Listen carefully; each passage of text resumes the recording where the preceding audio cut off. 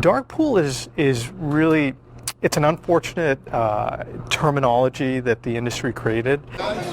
Inside Citadel's Chicago headquarters, it's eerily quiet, even though this firm trades more stocks every day than the New York Stock Exchange. Now, 2 minutes they open, so we're about to get going here. Is there any... And having read this article, I went and bought 2 put contracts in Home Shopping Network. And lo and behold, the stock cratered like 30 or 40% shortly after I bought these puts. And when you make a few $1,000s as a freshman, you are rich. Like this is the moment you have dreamed of. And that was what really started my interest in trading. Let's talk about a whole variety of macro issues. With the Russian invasion of Ukraine, the markets plummeted early in the day that the invasion occurred, and at the end of the day, to the surprise of many people, including me, the markets actually ended up a bit. How could that have happened? Why did the markets gyrate so much?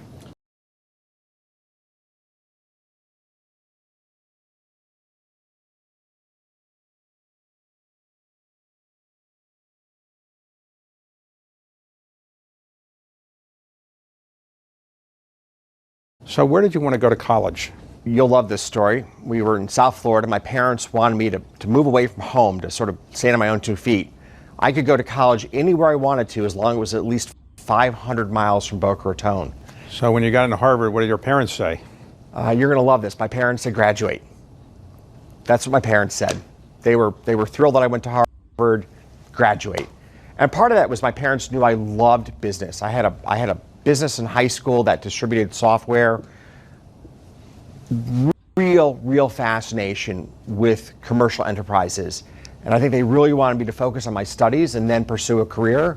And I was really looking forward to pursuing my career. Legend is that you began trading convertible bonds out of your dorm room. Is that true or not?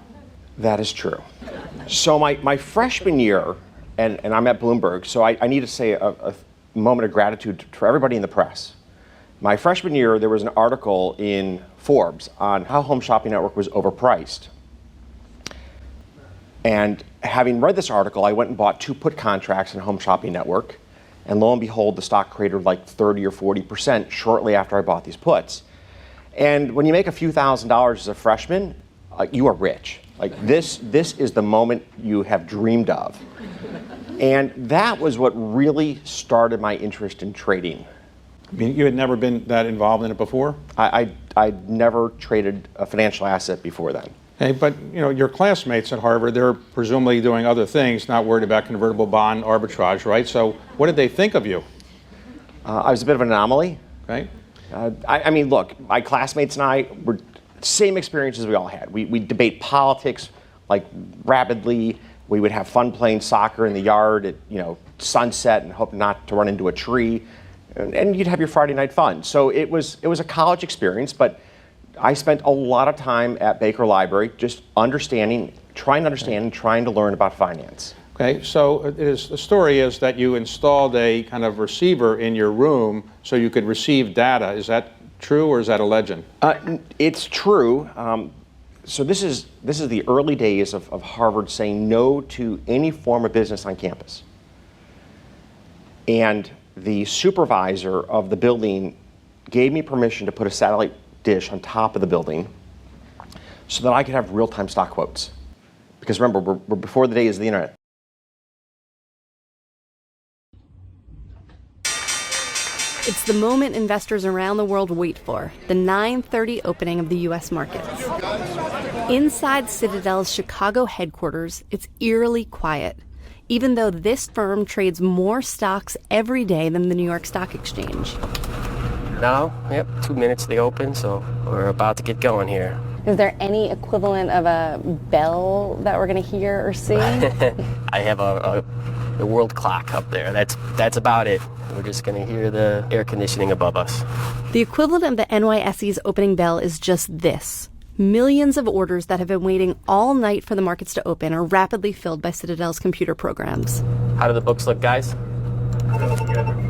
So we're pumping through a lot of volume right now. You can see how quiet it is. The phone's not even ringing. Clients are happy. If there was ever an issue, obviously we would spot it first and the phones would light up.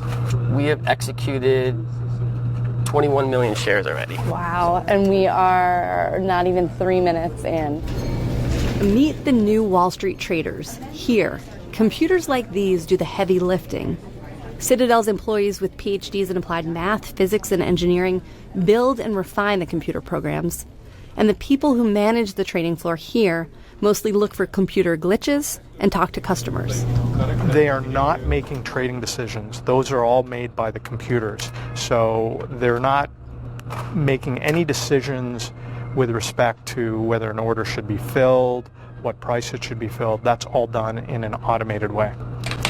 When you click send from your TD Ameritrade account, there's a good chance that Citadel's computers see it. Then they either fill your order or send it out to the Byzantine network of 13 exchanges and 20 plus dark pools to execute it. Dark pool is really, it's an unfortunate terminology that the industry created.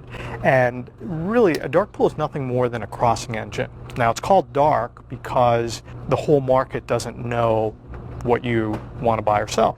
We've seen these market dislocations. I mean, is it fair to think of it almost as a technological arms race? Yeah, I think it's no different than any other industry.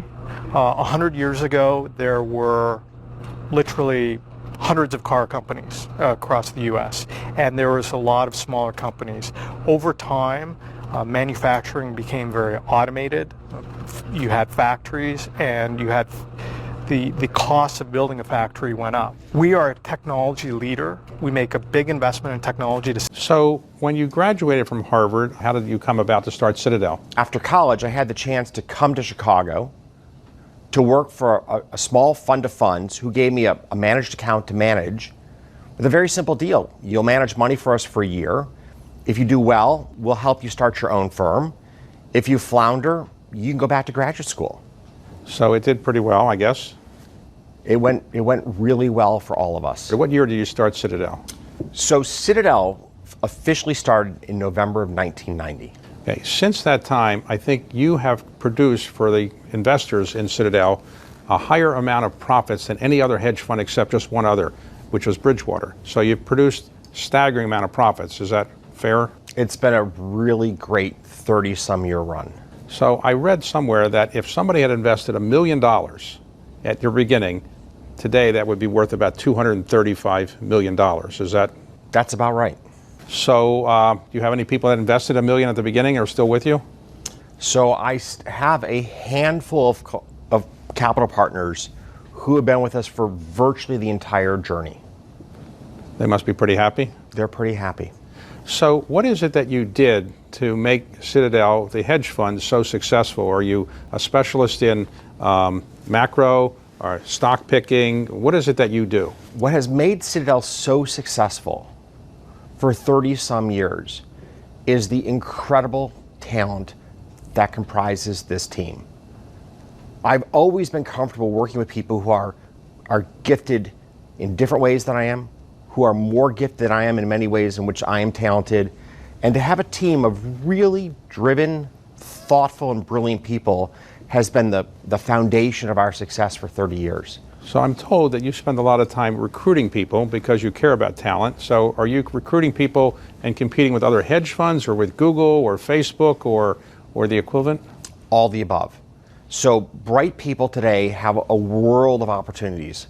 And we look for people who have both the talents that we need and of equal importance, the passion for solving the types of problems that we need to solve to be successful for our investors. So who makes the actual trading decisions? Are you the person that makes the final decisions, or do other people make them and you kind of approve them?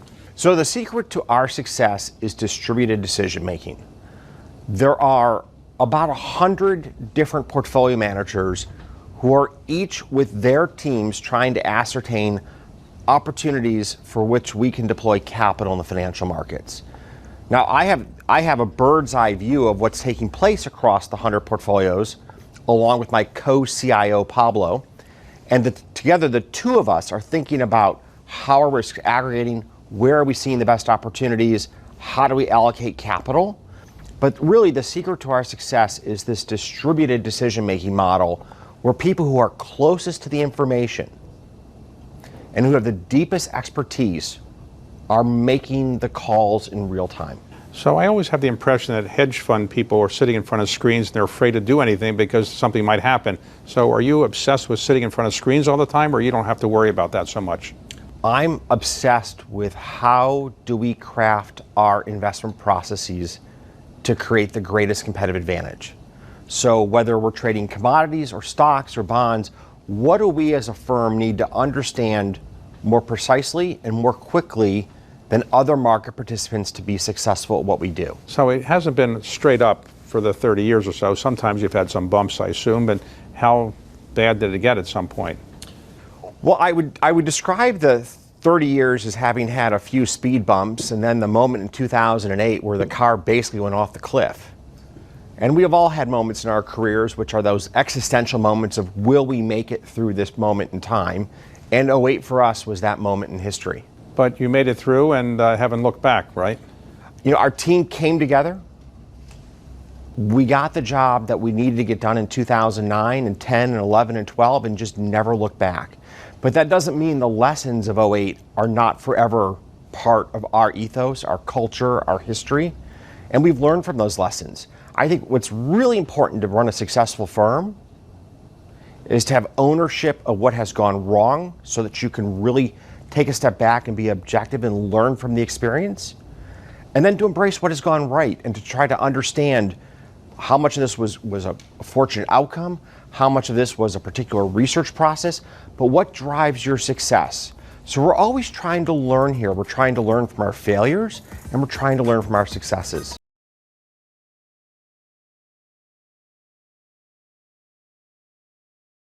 Most business people who build one big business are pretty happy with it. You built a Citadel hedge fund, which is extremely successful. Why did you want to build another business, Citadel Securities? Why did you want to do that and run the risk that you wouldn't be as successful in that business as you were in Citadel hedge fund? So, David, I think it's first important to recognize that the hedge fund is comprised of a number of different investment strategies that have been built over now 30 some years. And there's a number of strategies that don't exist today that used to exist where we didn't succeed. So we've always been in the business of building businesses, of building something new. For Citadel Securities, we saw this intersection of the advancement of predictive analytics and the rise of the electronification of markets. We were moving from a world where you would call a broker, who would call a floor broker, who would walk to a specialist pit who would do a trade, to an electronic world of straight-through processing trading. In other words, type an order on a computer, boom, it's executed in fractions of a second. And we felt in that world, our deep heritage in software engineering and in predictive analytics would let us to be a market maker of the future. And one of my partners who recently retired, James Ye, led that charge for years in the origin story of Citadel Securities. And we became one of the largest market makers in U.S. options and U.S. equities. And then under Peng Chao's leadership over roughly the last 7 or 8 years, we've really grown to be a global player. Peng's done an incredible job of building a team of incredibly gifted people.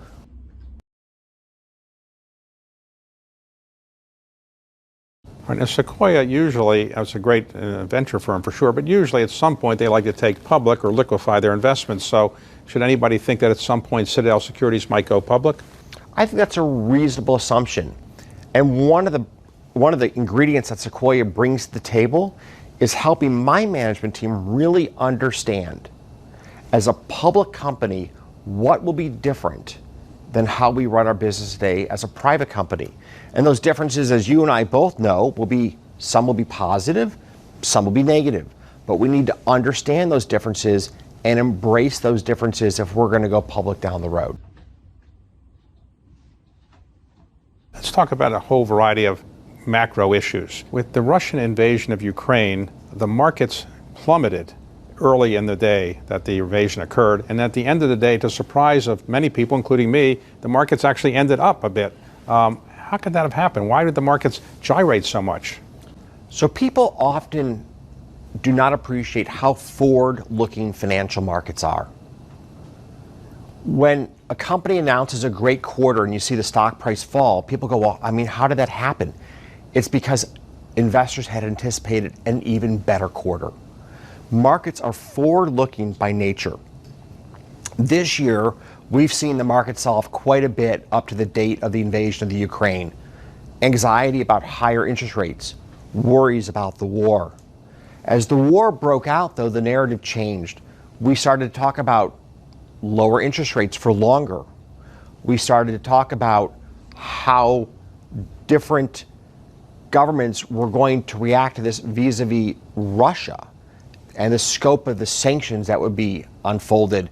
And the consensus over the course of the trading day was that the worst news was behind us, and the prospect of easier monetary policy, less draconian sanctions than feared, created a relief rally.